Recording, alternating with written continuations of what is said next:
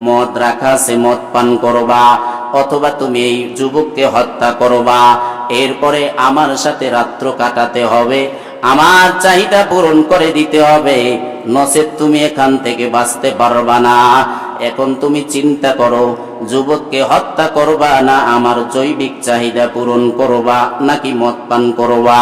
তোমাকে তিনটা অপশন দেওয়া হলো, যে কোনো একটা অপশন তুমি করে পালন করে তুমি এখান থেকে বের হতে পারবা, নচেত পারবা না।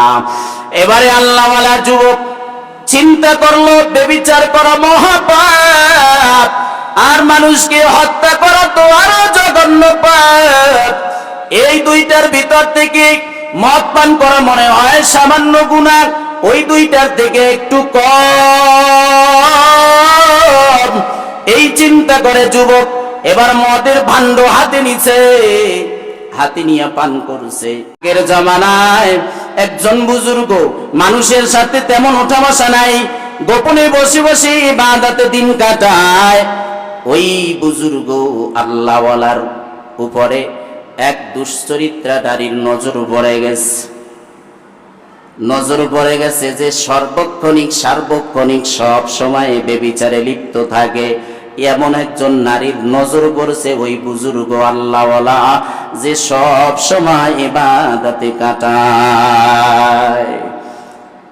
এবারে বেবিচারিণী নারী একজন দাসীকে পাঠায় দিচ্ছে, যা ওই যুবকের কাছে গিয়া বলো আমার কথা,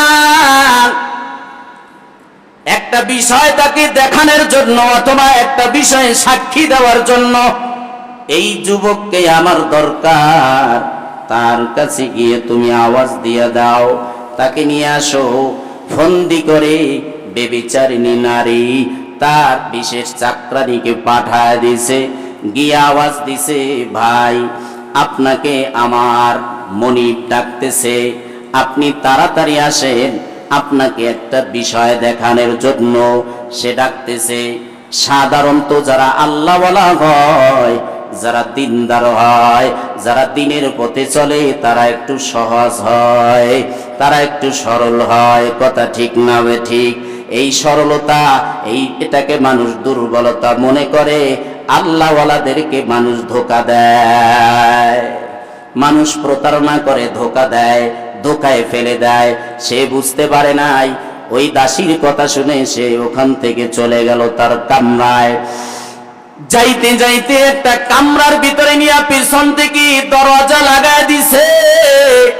কয়েকটা দরজা ভেদ করে একেবারে অন্দর মহলের ভিতরে, যেখানে ওই বেবিচারিণী নারী অবস্থান করে, ওই আল্লাহওয়ালাকে সেখানে নিয়ে হাজির। পিছন থেকে সব দরজা গুলা লাগায় দিস।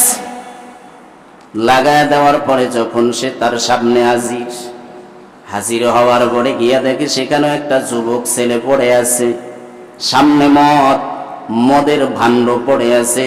এবারে নারী ডেকে যুবককে বলল, আমি তোমাকে এখানে নিয়ে এসেছি কি জন্য জানো? আমি তোমাকে কয়েকটা অপশন দিব। 1 নাম্বার, এই মদ রাখা আছে, মদ পান করবা, অথবা তুমি এই যুবককে হত্যা করবা, এরপরে আমার সাথে রাত্র কাটাতে হবে, আমার চাহিদা পূরণ করে দিতে হবে, নচেত তুমি এখান থেকে বাঁচতে পারবা না।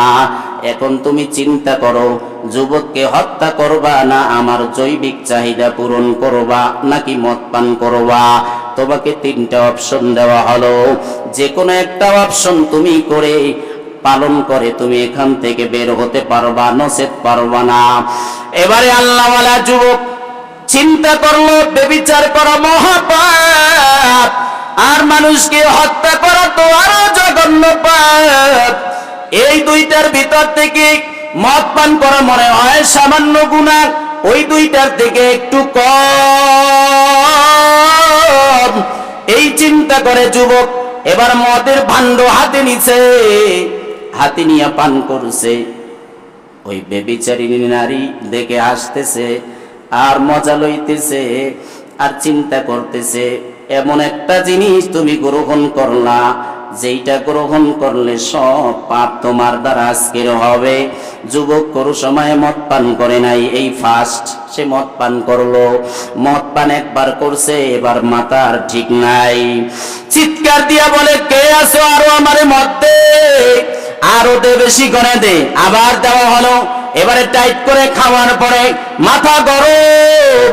এই পরের পরে মাথা যখন আর ঠিক নাই, এবারে দুশ্চরিত্রা নারীর সাথে তার জৈবিক চাহিদা পূরণ হয়ে গেল।